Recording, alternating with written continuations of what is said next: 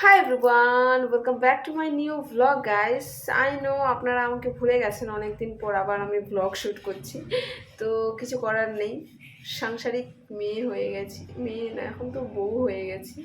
তো ব্যস্ততার লাইফে থাকি, তার জন্য আমি কন্টিনিউ কিছুদিন হচ্ছে ভ্লগ দিতে পারিনি, মাঝখানে শরীরও একটু খারাপ ছিল। তো আজকে আবার একটা ভ্লগ নিয়ে চলে এসেছি। আর আজকে কি কানের ক্রিয়েট করব, খুবই সহজ, একদম ইজি। তো চলেন আপনাদের দেখাই। আর আমি অলরেডি কিন্তু এর আগে হচ্ছে এগুলো বানিয়ে রেখে দিয়েছি। তো এই যে এখানে দেখতেই পাচ্ছেন, প্রথমে একটা এই যে প্রদীপের মতো বসানো রয়েছে, তারপরে রিং বসানো রয়েছে। তো এটাই কানের, কিছুই নেই, শুধু ওইটাই। আর পিছনে একটা জাস্ট গজাল লাগাবো। আর মেন কেরামতিটা হচ্ছে সেলাই করাটাতে হবে। তো সেলাইটা হচ্ছে ভালো করে আমাকে করতে হবে। আর ছোট্ট ছোট্ট কানের এগুলো, কোনো পাথরের কোনো প্রসেস করিনি। তো চলেন আপনাদেরকে এখন আমি প্র্যাকটিক্যালি করে দেখাই।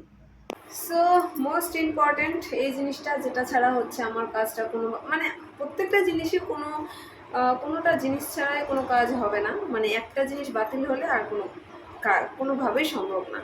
তো এই যে এই জিনিসটা লাগবেই, তো এর উপরেই হচ্ছে এখন সাজাবো। তো চলেন, খুবই ইজি ইজি একেবারে। তো এই জায়গায় হচ্ছে বানাবো। আর এই যে সব কাটিং সব কিছু নিয়ে নিয়েছি, জাস্ট এটা শুধু সাজাতে হবে। কারণ এটাতে কিছুই অ্যাড হবে না, একটু ঘুরিয়ে নিতে হবে আমার সুবিধা অনুযায়ী। আগে সব এগুলো বসিয়ে নেব।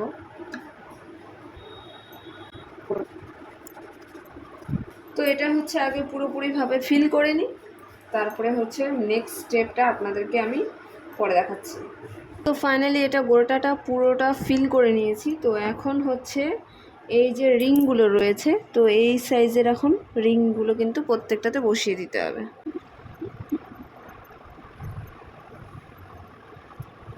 সবগুলো রিং আমি আগে বসিয়ে নিই, তারপরে আপনাদেরকে দেখাচ্ছি।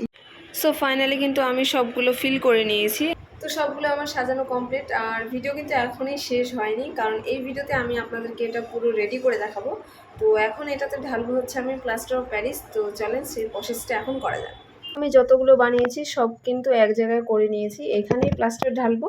তো এই যে 3 জায়গায় করেছি। আর এখানে তো আমার চোখের দেখায় মনে হচ্ছে, হিসাব করিনি, 100 পিসের উপরে হবে। তো বাটির মধ্যে অলরেডি হচ্ছে প্লাস্টার অফ প্যারিস আমি নিয়ে নিয়েছি আর গাঢ় করে নিয়েছি। এখন এটা অ্যাপ্লাই করে দেব। আর একটা একটা করেই দেব, একবারে 3টে দেওয়া যাবে না।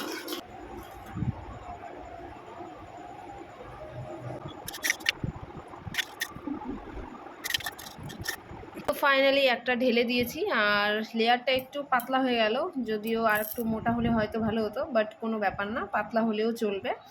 তো এই যে, আর এখানে আরও দুটো বাকি রয়েছে। তো এখন এগুলোতেও দিয়ে দেবো একটা একটা করে।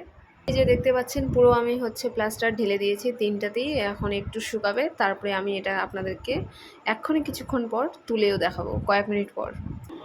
সো গাইস, তো ফাইনালি অনেকক্ষণ রাখার পর এটা ফাইনালি শুকিয়ে গেছে। তো এখন এটা তুলবো, আর তোলার পরে রেজাল্ট দেখা যাক শুকিয়েছে কিনা ঠিক মতো। তো তোলা যাক। এই যে,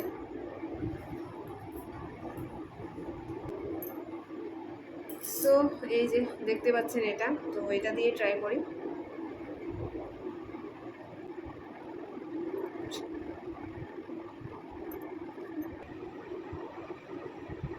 এটা একটা যুদ্ধের আমার কাছে।